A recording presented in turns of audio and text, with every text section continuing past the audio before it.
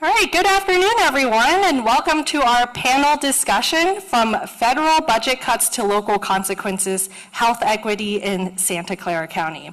My name is Susan Chen, and I'm an assistant professor in the Department of Nutrition, Food Science, and Packaging, and I am also the co-chair of the College of Health and Human Sciences Committee to Enhance Equity and Diversity, also known as SEED.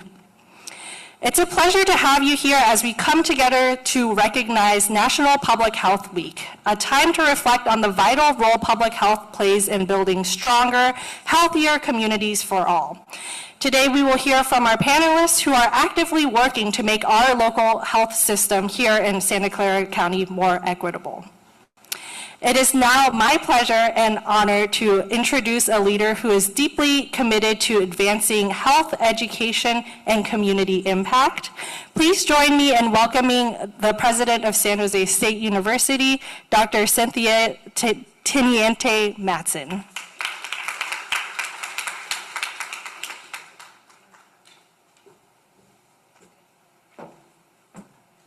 Well, good afternoon and welcome. Thank you all for coming this afternoon and for participating in this important conversation. And thank you for being part of National Public Health Week. It's conversations like this that help us think through an uncertain future, especially now as we have to navigate the impact of the changing federal landscape and budget cuts on some communities here in our own home county. I want to say a special thank you to the Santa Clara County partners for this leadership, their collaboration, and their dedication to the health and well-being of our community. We're especially grateful to Supervisor Ellenberg, who is here today, and along with Dr. Rhonda McClinton Brown and David Campos. Thank you so much. I commend the critical work that you all do every day to serve our residents and for your partnership with San Jose State. And a special thank you to Dr. Marcelle Dugan and her colleagues in our Department of Public Health for their work on a robust slate of events this week.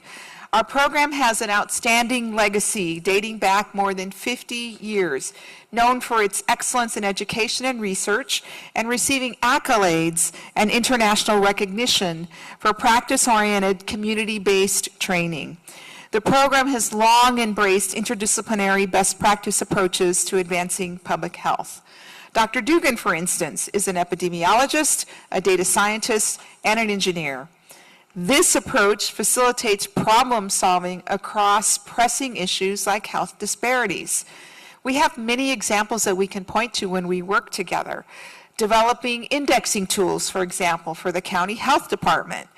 Cataloging the long-term impacts of disparities in access to care, and advancing mental health interventions. Collaboration is really fundamental. At San Jose State, I like to say this often, the future has its eyes on us. When we convene and come together to address health challenges, it's a call to action, and it's a reminder of what's at stake for more than 1 billion people around the world and in one of our own home communities. I'm often reminded of a powerful truth from Leila Janah, and made more universally popular by Nicholas Kristof, who suggests, and I quote, "Talent is universal, opportunity is not." And in public health, we see this every day. Health outcomes should never be determined by zip code. They should never be determined by income or access, but too often they are. That's why our work together is not just important, it's very urgent.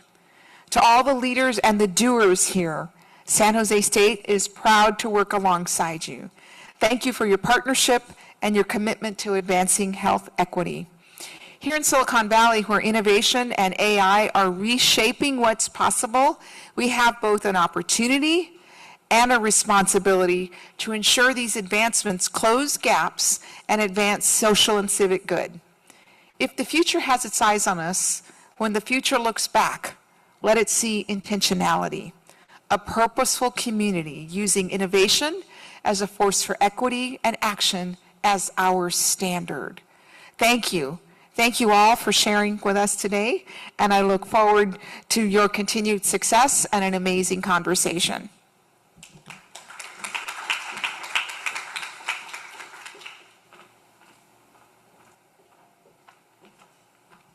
Okay, thank you, Dr. Teniente Matson. Our moderator for today, like introduced earlier, is Dr. Marcel Dugan, an associate professor in the Department of Public Health and also the co-chair of SEED.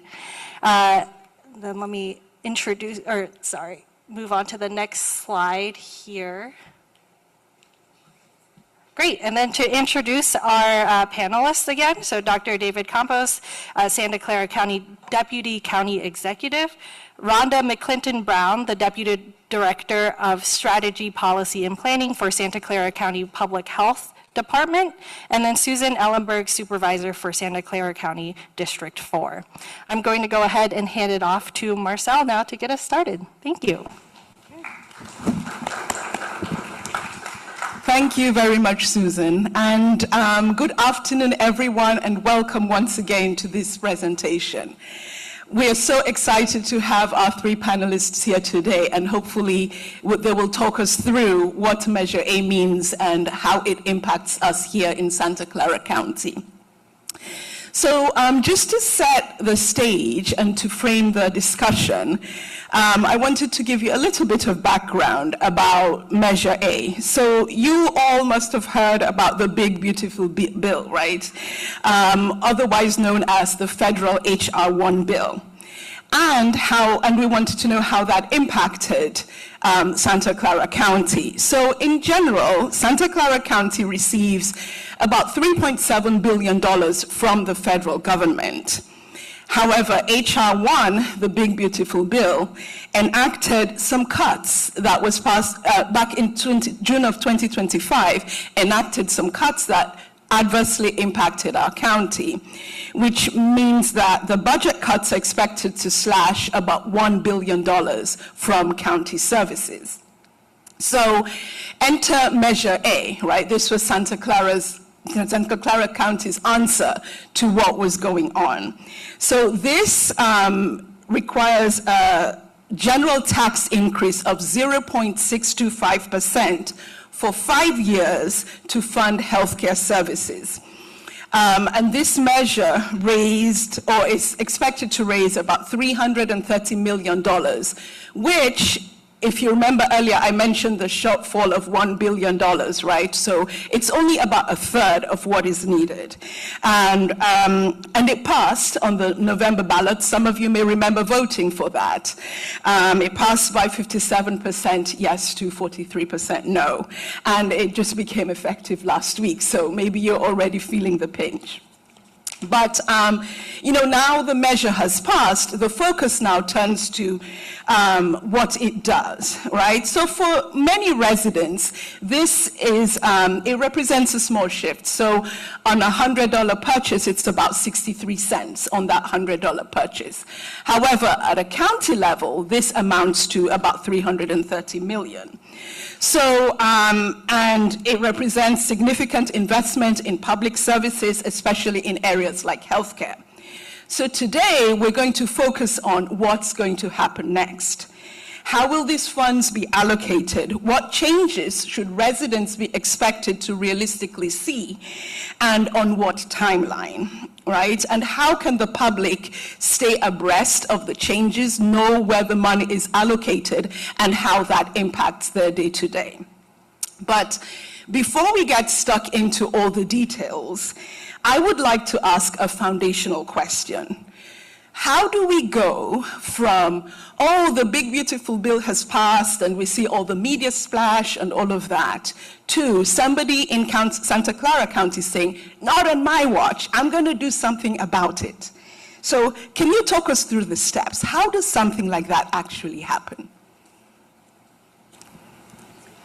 Thank you so much. I really just want to appreciate all of the students that made time to be here this afternoon. I'm thrilled that you are interested in anything having to do with county government, and it's a great opportunity for the three of us to share a little bit more.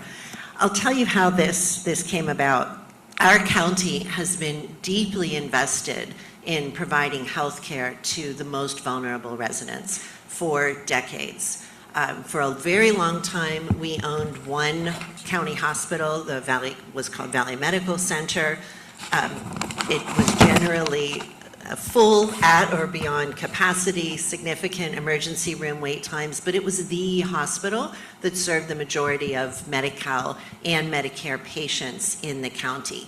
That hospital happened to also have the only burn trauma center, one of only 3 burn trauma centers between Los Angeles and the Oregon border. We've had a significant residency program with students from Stanford and I think Cal and other schools coming to do residencies. Public hospitals in general serve about 50% of the trauma cases across the state, even though we represent only 6% of hospitals. So back to the story. We owned one hospital for a long time, and then in 2018, a private hedge fund that had just 2 years earlier purchased 2 hospitals that served significant percentage of Medi-Cal patients, St. Louise in Gilroy and O'Connor in West San Jose, declared bankruptcy, which was very likely their intention from the beginning. They purchased those hospitals from Daughters of Charity, knowing that they served large populations of Medi-Cal patients, got what they could, stripped the value from it, and declared bankruptcy. Our county government was the only bidder for those hospitals in bankruptcy. We were not looking to build an empire, but we knew that if these 2 hospitals closed, given the populations that they served, the strain on Valley Medical Center would be absolutely untenable. So we made a bid to purchase those hospitals. That sale closed in April of 2019. Think about where we were 11 months later, in March of 2020, and now imagine that we had 2 fewer hospitals in this county. We certainly can't take credit for being prescient and knowing that a pandemic was coming, but it was just another good reason to have made that purchase. Operating 3 hospitals gave us some economies of scale, helped us create some specialty centers, was a good system, again, not looking to grow. And in 2024, we saw something similar happening in East San Jose, Regional Medical Center, which serves largely Medi-Cal patients. Their private corporation, for-profit corporation that operated the hospital, started just cannibalizing, closing departments, cutting out high-need services. And again, we saw a situation where if the county did not step in, our existing system would be overloaded. We made that 4th purchase, and by the way, a year later, that hospital, Regional Medical Center, is running in the black. All of these hospitals have revenue streams, Medi-Cal, Medicaid, Medicare, which helps them function. Nobody expected, literally until weeks before H.R. 1 was passed, nobody expected the draconian cuts that were implemented. Medi-Cal, Medicare, CalFresh for that matter, have been social programs that have grown and thrived through Republican and Democrat administrations. The size of the cuts that happened on July 4th was catastrophic. We are seeing hospitals close, especially in rural areas across the country. We are going to see millions and millions of people lose access to health insurance. We had the foresight to jump very quickly. While many other counties and states were wringing their hands, we decided to share with our community the size of our healthcare system, how many people it serves, and frankly, what the impact would be if we had to close any or all of our systems. We made a very excellent case, as was clear by the voters' decision. We made a public commitment to funding healthcare and to keeping our hospitals and clinics open, keeping specialty services available. And as you watch over the next 5 years, that's how you'll be able to tell if your dollars are being spent as promised. Okay, thank you. Go ahead. Thank you, and it's great to be here with Supervisor Allenberg and with Rhonda Simmons, 2 great leaders for the county, and thank you to the President, to the Dean for being here. I think you have to provide some context for what we're talking about, what H.R. 1 means. And by the way, I have a couple of flyers or handouts that actually give a lot of information that I'll leave for folks that provides a lot of detail about the impacts of H.R. 1. But you have to really understand that H.R. 1 is something really historic for the country. It is, if you look at the last 100 years, the largest transfer of wealth from one group of Americans to another. So you have $1 trillion that was essentially cut from Medicaid, about 186 from nutrition programs, 86 million, for the purpose of funding tax cuts from the wealthiest people. Now, that hasn't really happened in the modern history of our country, that $1 trillion is taken away from programs that serve the neediest Americans to pay for tax cuts for the wealthiest. And the fact that Santa Clara County responded to what happened through Measure A is an indication of the values of this county, of our board, which Supervisor Ellenberg is one of 5 members, that essentially said that really goes against everything we are. Because remember, in California, there are 58 counties, and the role of counties is to be the safety net for all Californians. And what happened with HR 1 for Santa Clara County is that because of the investments that we made, and let's be honest, we are a wealthy county relative to the rest of the state and the rest of the country, but we have chosen to invest our wealth in healthcare. And because of that, the impact of HR 1 has been greater on Santa Clara County than just about any other of the 58 counties. And for us, it means $1 billion a year in cuts that we have to make. And then looking at the totality of that and the magnitude of those cuts, it was clear to us that there was no way that we could deal with those cuts without bringing in additional revenue. And that's where Measure A comes in, which brings in $333 million, which covers a third of that $1 billion cuts. And by going to the ballot in November and having that foresight, and the board was really bold in taking that action, we set an example to the rest of the state, which are now, you have county after county looking at the language of Measure A to say we need to do that. But our message to the state of California is to say that while we did that, that's not enough, because we're still facing close to $700 million that is not covered by Measure A. And we have taken some very significant steps. The board, has cut just recently $200 million in cuts to our healthcare, to our health system. But now our focus is on the state of California. State, you need to help us. You can't leave counties on their own. And that's where the advocacy comes in. And I know that we're going to get into that. But I think that it's important to put the context of how bold an action Measure A was and how it really reflects Santa Clara County being very courageous. And kudos to the Board of Supervisors, because I can tell you, having been an elected official, being an elected official who puts higher taxes on the ballot is not an easy thing, but thank God they did that. Yeah, let me bring in Rhonda as well. Can you speak about this from a public health perspective, and what were your initial thoughts? Sure.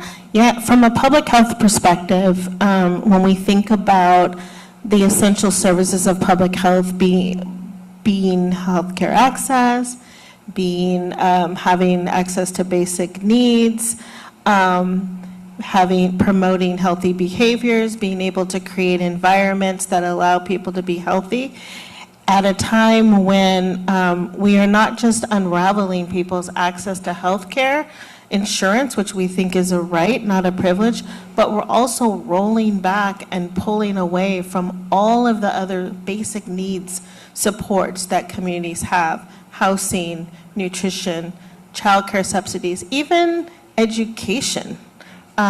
Even things around education and the advancement of education is being attacked through this bill. And so if you can imagine the impact that that's going to have locally, it's just unheard of. I think we are very fortunate to be in Santa Clara County, as difficult as things continue to be, because we have a board of supervisors that are very attuned and very committed to not allowing the changes at the federal administration to dictate our values and our actions moving forward. We have a wonderful head of our intergovernmental affairs and our county executive office and a strong county council office who has really supported us in thinking about how we address things that have been unlawful and how do we move forward with preserving services that we believe everybody needs and deserves to have. And so we are lucky that we've built an infrastructure in this county to support people, and we're lucky that we have a year, behind us now with Regional Medical Center and the other hospitals that has given us a foundation that will hold us. I was thinking, if I could just say one thing before you move on to another question. I was thinking last night about, David was saying this is unprecedented. We've never had a bill that really shifted from people who need the service to people who don't need the service ever. But I was thinking about I'm always thinking about analogies and what is the best analogy that we could think of. And I was thinking back in New Orleans when Hurricane Katrina hit and the levee failed. And the impact of the levee failing. And this feels like the levee failing because in New Orleans, not only were people left with, no home and all of the emergency impacts of flooding, but it was a cascading effect. And it was one thing that was connected to another thing that was connected to another thing that was connected to another thing. And I think what we are preparing ourselves is for those levels of cascading events that are upcoming and trying to position ourselves so that we could weather that storm that's coming before us. And that's kind of the best scenario that I can think of. And as public health and other multiple areas within the county, we are positioning ourselves so that we could really address what is coming. Okay, thank you all for your very thorough answers. It sounds like, I think what is the common thread between all three is that the core values, right, of the county, that the commitment to equity, not only just health, but education and all of the things that matter to us as a population, and that underpinning is really important in driving agendas forward. Okay, so as I was preparing for this panel, I went on the county website and looked up, the Measure A and what they were talking about. And I was just a little bit curious. I don't know if you can see the board, but I noticed, the measure, it had the for and the against, and there's some little notes on it. And so who makes those notes and what does it all mean? Like there's numbers and, all of that. Yeah, because I'm just curious. I know what students want to know too, how do we operationalize? I'm a lawyer. I don't represent the county as a lawyer, but I can tell you what happens with a ballot measure. Yes. Is that there is language that is put together, which is what the Board of Supervisors formally, brings forward. Yes. And then, and the board can legally do that. But we as a local government can't really engage in political activity. Mm-hmm. And so what you have when a ballot measure is put forward, arguments for or against, mm-hmm. that are not really made by the county, they're made by other people. And that's one of the challenges that the county organization face, that even though our board put that measure on the ballot, and we obviously want that measure to be successful, legally, we're not allowed to campaign for it. So the only thing that we did, and that's actually, what these handouts are objective, neutral facts about what the impacts of HR 1 are, without saying people should vote for or against Measure A, because we're not legally allowed to do that. So that's one of the challenges as a government entity that you have to take into account. Okay, all right, thank you very much. Okay, so let's go on to the main question. So the first question I have is, think about this 0.625% sales tax. How does that translate into real programmatic capacity? What does that funding actually buy in terms of services, staffing, and infrastructure? So we'll start with Supervisor Ellenberg again. Thank you. Sure. Most times when you have a new revenue measure, whether it's a general obligation bond or a special or general tax, you're getting new stuff and you can measure the new stuff. For example, the 2016 Measure A was a $950 million bond, and we financed more than 6,000 units of permanent supportive housing. We were able to document every single project that had Measure A dollars in it. What is happening in this case is that not only is there nothing new to offer, and I'll tell you as an aside, during the campaign, lots of electeds and others from every city in the county said, well, what do we get? What does Mountain View get? What does Cupertino get if we support this measure? You get to maintain healthcare access for your residents. You get to make sure that the ambulance shows up on time and isn't delayed sitting at the emergency room with the last drop-off for 45 minutes waiting for a bed. You get to come into an emergency room and know there's not going to be a 15-hour wait to be seen. You get to have continued access to the specialty care services, but it is very hard to measure something that is not new. The fact that this Measure A covers only a third makes it also complicated, because it's not super helpful to say to voters, oh, well, it could have been so much worse, because that is not a compelling argument. So what I said earlier and would just reemphasize here is I think the way to look at accountability for Measure A, and it is absolutely in our interest to demonstrate to everyone, the supporters and opposition to the measure, how we are spending it. Keeping all 4 of our comprehensive hospitals open, measuring again ER wait time, ambulance response time, looking at general levels of disease in our community. Are we keeping people healthy? There are ways to measure this. You'll also be able to see who, despite the intense efforts that we will make to keep people on their health insurance, who loses their coverage, and the folks that lose their coverage hopefully will all be picked up by the county with our own, it's called PCAP, I don't remember what it stands for, probably doesn't matter, but it's our indigent care program that has been highly unnecessary since the passage of the Affordable Care Act and the Medi-Cal expansion, as is the case across counties. Counties have had to provide very, very little indigent care because of these expansions. We are now catapulting backwards, so you'll be able to see the expansion of our PCAP program. How many people are we now needing to serve because they've lost their Medi-Cal expansion? There are metrics that you can measure, but it's not going to be in new things, new programs, new services. I can say a little bit about public health, and if I could just back up a little bit to provide some context to the now. Public health has been in a rolling back phase for several years now.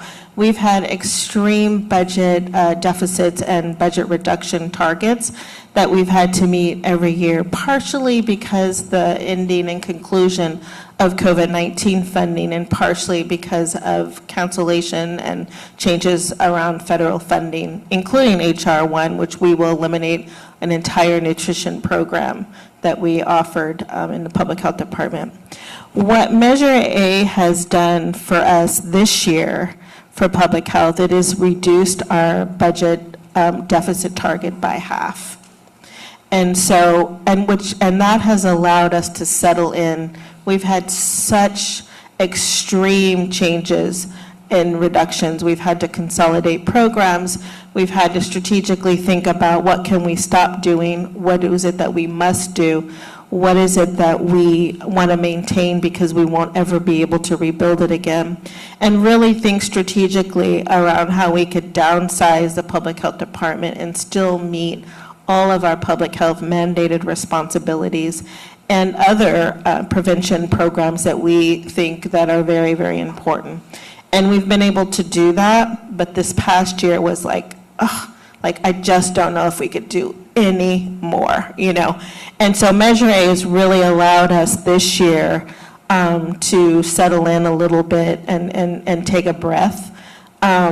This will allow us to maintain the close relationships with community-based organizations that we have. We strongly believe that there is a unique role in the work that we do in public health, and there is a unique role that our community partners play together. We work very, very closely together on being able to preserve, to the greatest extent possible, our relationships with community-based organizations was very, very important to us. And then we're able to lean into the consolidation of our staffing and not lose additional staffing as a result of continued budget. So it has been very, very helpful for public health department. I don't want to be crude in a way, but I have to tell you, just to be honest, right, that so we have 4 hospitals that we run, and because of that, here in Santa Clara, you know, we serve 50% essentially of all ER visits are to a public hospital. 80% of trauma goes to a public ER. So to be honest, without the funds from Measure A, the likelihood that we'd have to close one of those hospitals is pretty high. And quite frankly, even with Measure A, if the state doesn't step in and do more, it's possible that we may have to close one of those hospitals. And so you don't have to be on Medi-Cal to benefit from the public hospital system, as Supervisor Ellenberg said. Can you imagine if you or a loved one needs to go to the ER, 50% chance that you're going to one of our hospitals. Imagine if one of those 4 hospitals closes. It means that you're going to have to travel, or your loved one will have to travel a lot farther to get to an ER. And for a lot of people, that's a matter of life and death. And that's really, I know that it's really crude to say it, but that's really what it comes down to. And that's why it's so critical that the voters did what they did. But it's also why it's so critical for the state to step in, because we're not out of the woods yet.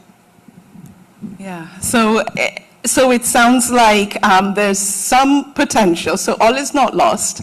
There's some funds for indigent care, as you mentioned. Public health seems to be managing okay with some strong fiscally responsible actions, and then hopefully the state can pitch in as well.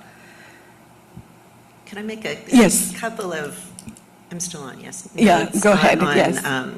On your comments.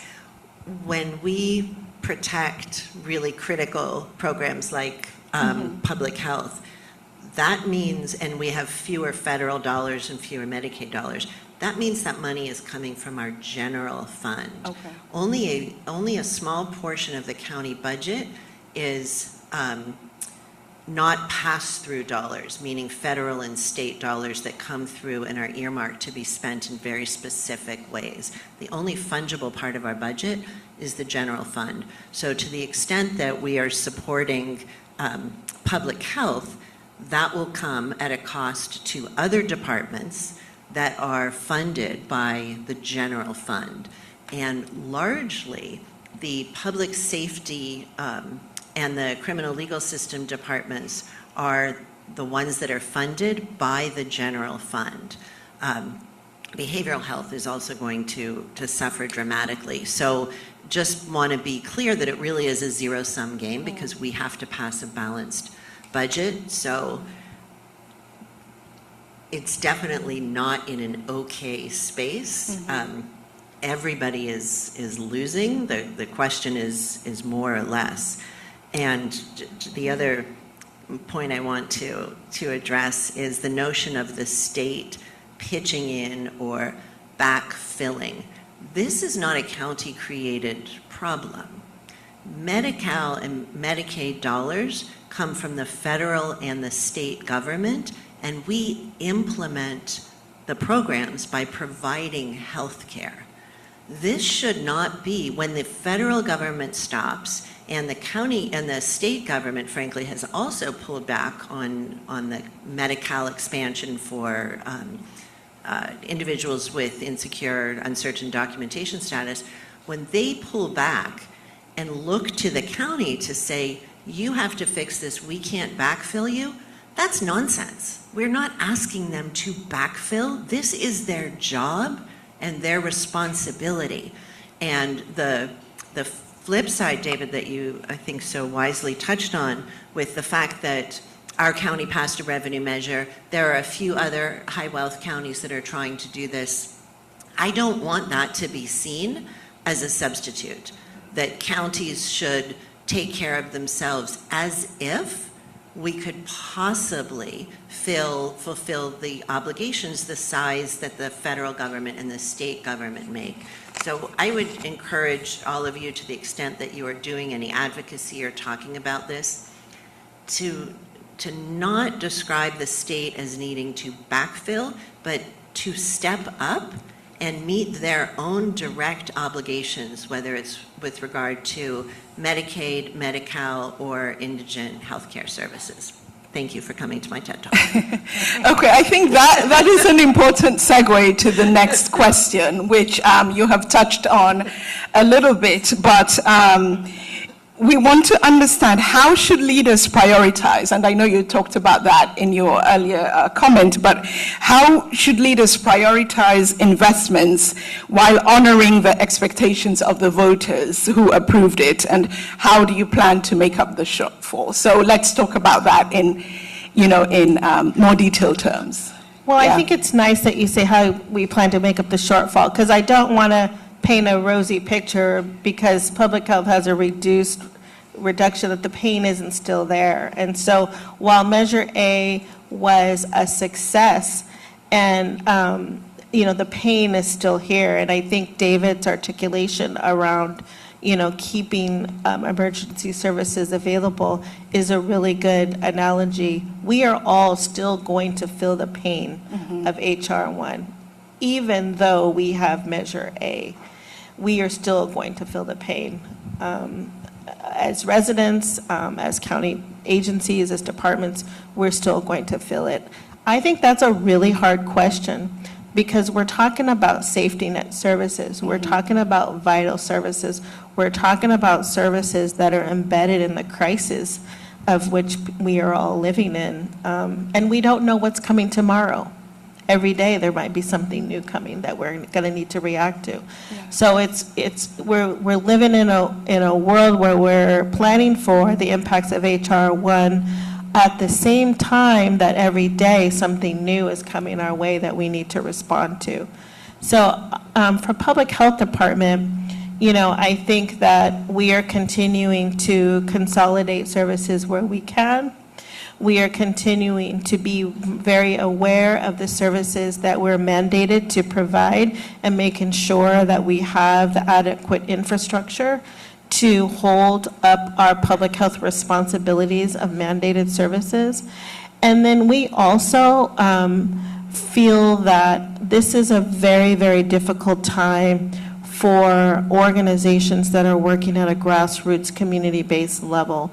And so we are really trying to uplift prevention at a time when there is so much uncertainty fiscally, and there is so much more uncertainty politically. Prevention often is the thing that's taken off the table. Yeah. Because we're in a crisis, and we can't see beyond what's right in front of us. And so public health, we're trying very hard to make sure that we're continuing to elevate the really important role of prevention, and making sure that we maintain some infrastructure to continue doing the prevention work. We cannot allow ourselves to let go of the long game. And so that's kind of how we're thinking about things. Okay. I know I'm mindful of the time, but I do want to get to, I know we could have this conversation for 3 weeks, I know, but, just thinking about the idea of our students in the room, and I know Supervisor Ellenberg, you talked about it a little bit earlier, but I want to hear from both you and Mr. Campos, how can students advocate for policy changes in their communities? Like what, nuts and bolts, like what can they actually do? We're both cackling. First and foremost and always, vote, vote, vote, vote.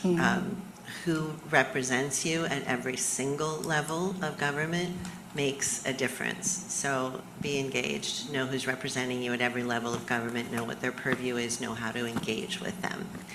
Right now, our advocacy and David's full-time job plus is being in Sacramento, and really in large part, and I'm doing a lot of this as well, educating our legislators.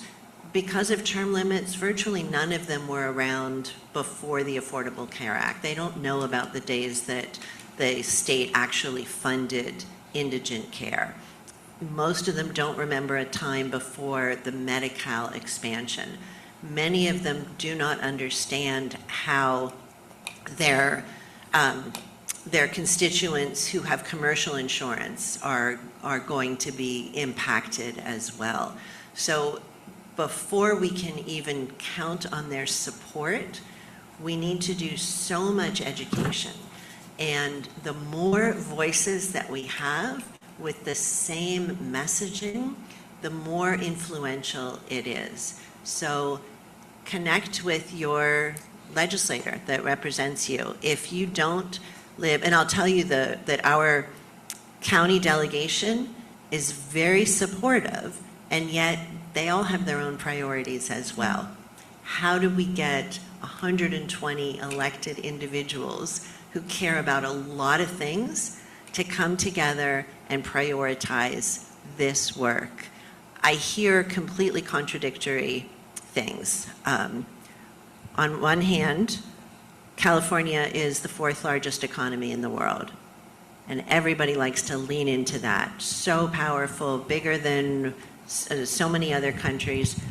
And then on the other hand, well, we don't know if we can fund sufficient housing and health care for every California resident. Those two things cannot authentically coexist. The way that you can fund housing and health care for every resident, because most folks talk about the persistently high number of people experiencing homelessness in our communities, we can solve both of these if we collectively decide that these are the priorities, and other things will get less funding, just as will happen in our county. As we prioritize preservation of health care, there are departments that will hurt more. It is about setting priorities, adhering to principles, and you can solve really hard problems if you are focused and determined and not trying to solve and address everything and make everybody happy. And if you would like to make everybody happy, you should definitely never run for office. If I may add to what Supervisor Ellenberg just said, the state of California can make things a lot better, a lot worse, depending on what it does or it doesn't do. And the county of Santa Clara, I think, in many respects, is leading the fight to make sure that the state does things that make the lives of our people better, of our constituents better. Supervisor Ellenberg has actually a very big role to play because she's the president of CSAC, which is the organization that represents all 58 counties. And so she's up in Sacramento advocating on behalf of the 58 counties. And we are trying to be strategic, and as the person who oversees that work, we're trying to advocate, we're trying to do so not so much as Santa Clara County, because again, we're, Silicon Valley, one of the wealthiest parts of the country, but we are working closely with other counties, especially the urban counties, to make the case for the state of California that if we really are against the policies that Trump put forward, we have to do something to address what has come out of H.R. 1. And quite frankly, the state of California, and many people don't know this, is itself proposing things that are actually even worse than what Trump proposed in some areas. So for instance, our undocumented population, we actually have work requirements for some of them getting state benefits, even though we know that by virtue of being undocumented, they can't work. And if they try to prove that they could work, they're saying that they're violating the law, right? So we are organizing behind the scenes to make the case to the state that you need to do something. And one of those things is to bring in revenue. We think it's a matter of fairness, right? If we are in this problem because the wealthiest people, many of whom live in California, got a tax break, wouldn't it be fair for the state of California in turn to say, okay, if you're paying less in taxes under the federal government, it's fair that you pay more to the state. The problem we have is that Governor Newsom has indicated that he does not support new revenue. So we have to work with the legislature, and we're happy to keep you posted because we are organizing days of action in Sacramento. And just so you know the way the budget process works, so Governor Newsom put forward a proposed budget in January that essentially does nothing to help counties with H.R. 1. He then has until mid-May to put together a revised budget, the May revise. So we're trying to do what we can to get them to put, the right things in that budget. But the real work happens after the May revise from basically mid-May for a month or so. That's when the legislature has the opportunity to include in the May revise the things that the governor did not include. And so that's where we all come in. So I know that our labor partners are thinking of sending buses to Sacramento. I know that I'm sure that some of you might be interested in being a part of that effort. In one of our flyers, there are 3 items that we have identified as the 3 or 4 things that have to be done by the state. So that's where we are, right? That if you really are serious in criticizing Trump, the bottom line and the main thing is that actions speak louder than words. So Mr. Governor, legislature, you need to put money where your mouth is. So we have 9 members of our delegation, including, by the way, the Speaker of the State Assembly, one of the most powerful people in the state. So we'll give you information once that advocacy happens because your voice is critical. I can tell you this, and as elected officials, they know this. The squeaky wheel gets the grease, so we need to be a squeaky wheel, as squeaky as we can be. Okay, thank you very much. This is really important stuff, and I hope you're as inspired as I am. So let's go to the audience for some questions, please. Yeah, Carrie. Hi. The mic, please. Can you? Yeah. Speak into the mic. Thank you. Thank you, Kendra.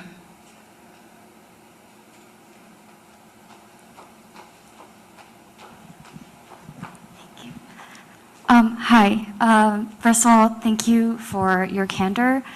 I think one thing that I have been wondering, and I'm sure has been discussed ad nauseum at the drafting table for Measure A, is, given that the concern here is around the issue of equity, was there any discussion, because, as we all know, a sales tax is a regressive tax and will disproportionately burden the most vulnerable among us. Was there any consideration of alternative ways to raise revenue, maybe like increasing property tax, where that burden may be consequently lifted from like the lowest income amongst us? Was there any conversation around that, and like why did it sort of fall into becoming a sales tax? So counties have extraordinarily limited taxing power, unlike cities who really can create almost anything they want to tax. Counties only have the power that is extended to them by the state. So we have two options that can impact everywhere in the county. We can do parcel tax revenue measures in unincorporated areas. That's very little income. We could do transit-oriented or tourist taxes in the unincorporated. But it is only a sales tax that we can implement across all 15 cities. So that was the determination there. And there are a couple of interesting things, because certainly, objectively, dollar for dollar, a sales tax appears to be regressive. However, groceries, rent, education, childcare, medical care are all exempt. They're not taxed. So many of the very basic, in groceries, right? Forgot groceries. So most of the basic everyday needs are not subject to the tax.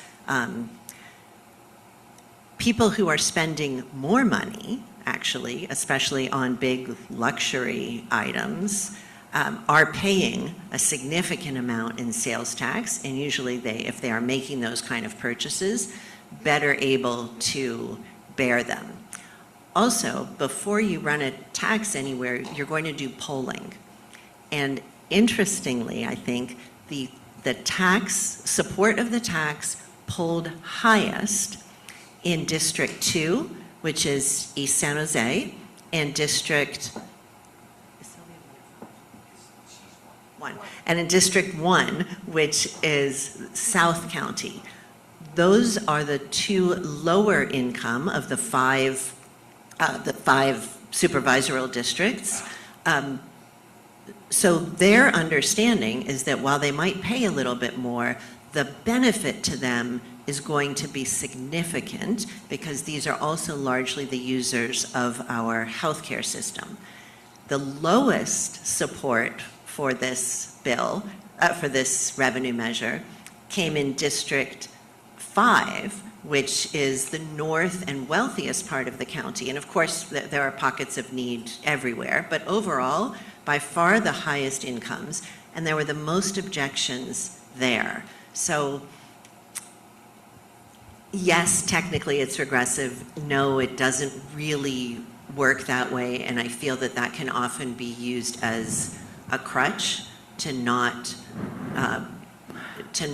be able to provide a very essential service for the very people who are paying the tax. I like the answer that Jean Cohen, the head of the Labor Council, said. Much more succinctly. Well, what she said was, you know what, I hate sales taxes because they're regressive, but it's the only option we have. And you know what's even more regressive? Shutting down hospitals in the poorest parts of the county. Well, there's that too. Okay, yes, thank you. That was her answer. Can we take one question? Are there any questions on Zoom? Maybe from the Zoom room? Can we take one more question? Is anybody, I see, would anybody like to ask a question?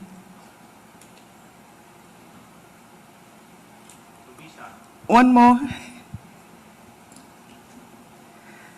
Oh, thank you, Dr. Umi. Yes. I hope we haven't bored the students. Good afternoon. Thank you so much, and thank you, Dr. Dugan. I appreciate you. So thank you to the panelists so much. I guess I was just curious. I heard you all mention the importance of voting. You also mentioned the importance of knowing who our elected officials are. I'm a community organizer, and I'm just curious, what are some things from a community standpoint that we could be doing for advocacy purposes? Thank you. Thank you. I think coalition, mobilization, and community organizing is a very, very, very important role in responding to what's happening today. So if students or you as a resident are interested in being involved in something, there are many community-based organizations that are organizing around topics.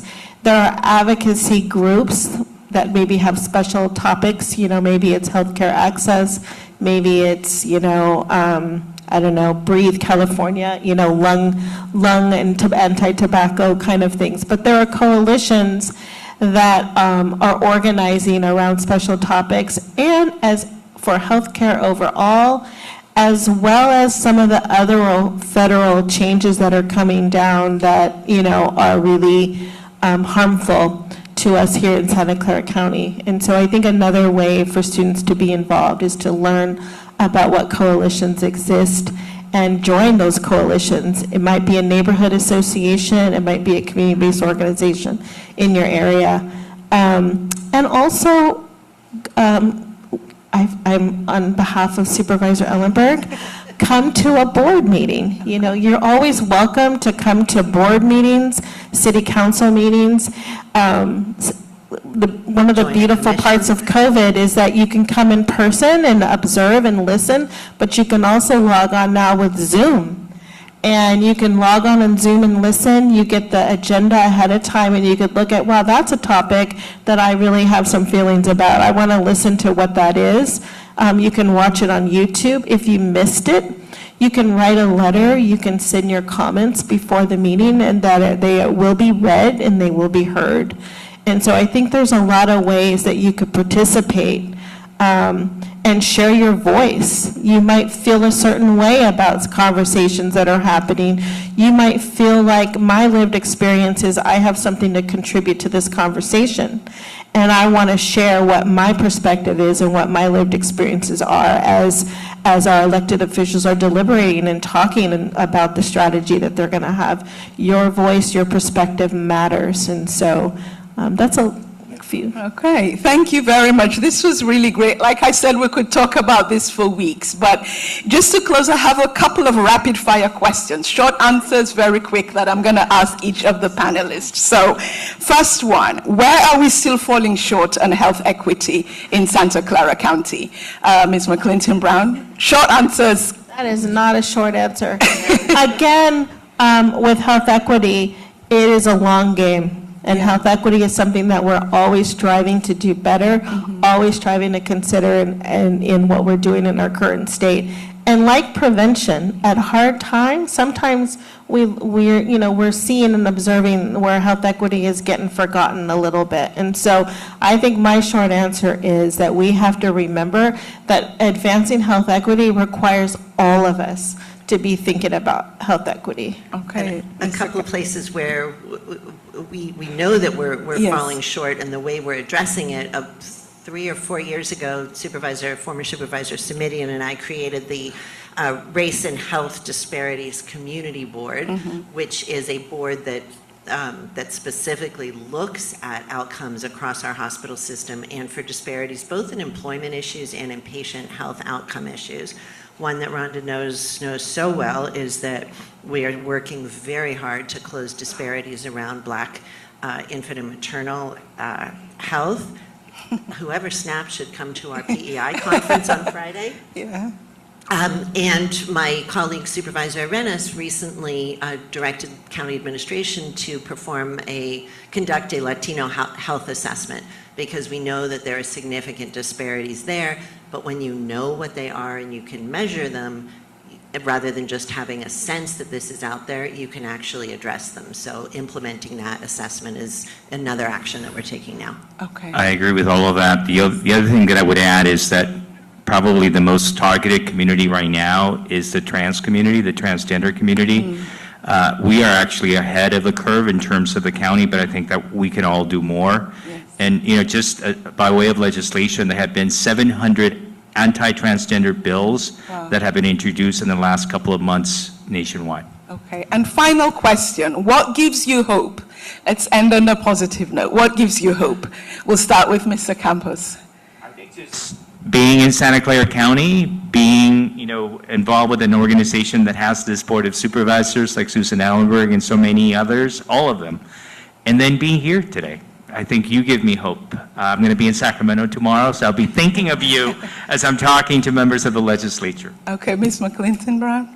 I had a career before I joined county government, and so in joining county government, I wasn't initially sure that I could do it, and here I am 7 years later. What gives me hope, and I say that because it's a feeling of pride by being a county employee, is that this county has actually taken a position that says that this county will not allow the federal government to dictate our values, our priorities, our operations, and our actions.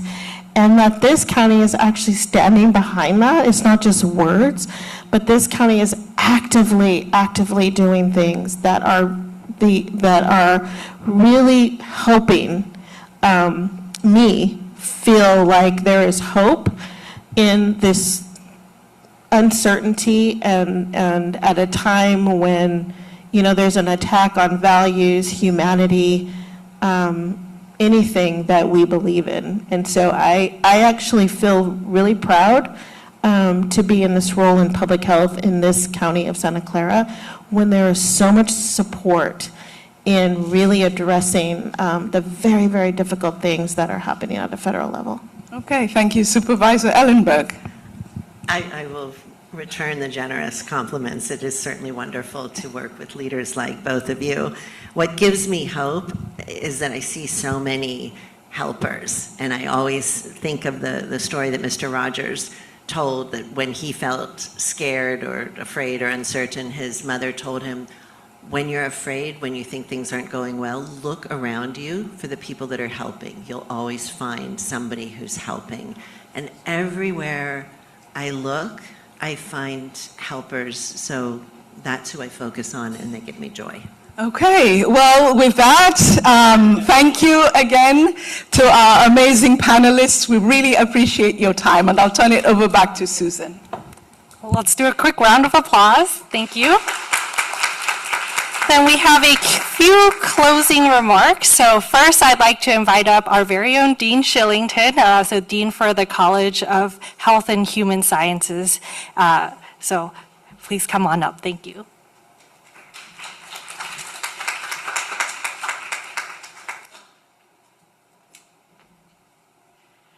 Well, thank you. Thank you to the panelists and our moderator.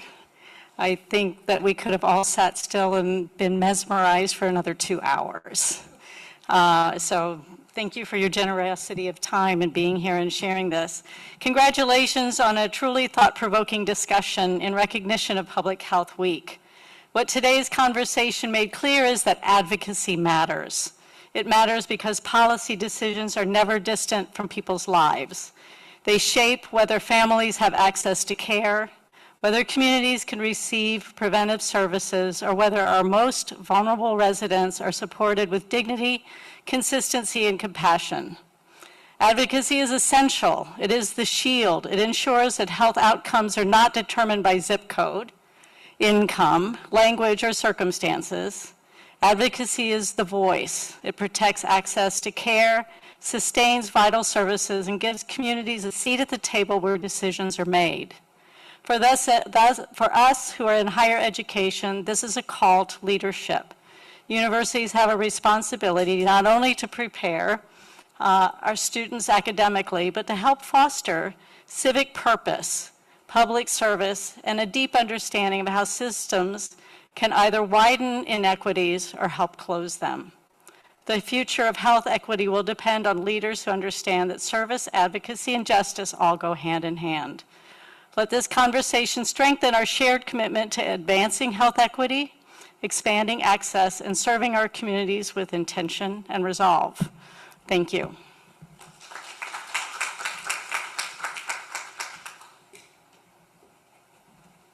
All right, and then lastly, I'd like to invite up Dr. Angie Buckner to share a few closing remarks.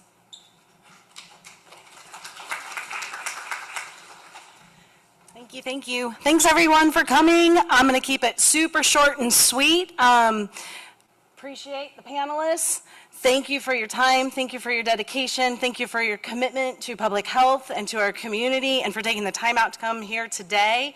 Thank you, Marcel, for organizing this. Thank you to Maya Itzel for all of the National Public Health Week that you're organizing with us this year. We do these events every single year, the first week in April. You can look at our previous events because last year we did a lot of stuff on advocacy. So we talked to elected officials about how to have those conversations with elected officials and how to show up at events and how do you prepare for things like that. And so we've got stuff that might help you as you're thinking about how to be an advocate in your your community and where you're going to show up and how you're going to show up in these spaces. Because I think one of the things that we're learning and hearing from people today is our commitment and our engagement is crucial. We need it for democracy, we need it for change, we need it so that our elected officials know what is important to us, and you all are the voice that has a really important impact. So we have to use it, and we have to use it in ways that we're comfortable, and sometimes in ways that we need to stretch our comfort a little bit and get ourselves out there. So thank you so much for investing your time. Thank you so much for being here. We have a whole bunch of events this week, so please check them all out. I hope to see you tonight for our networking event. And before you leave, you can start networking by talking to each other, talking to the panelists, and check out the fundraising at the back for our Masters of Public Health students and their student club. So thank you so much, everyone, and have a lovely evening.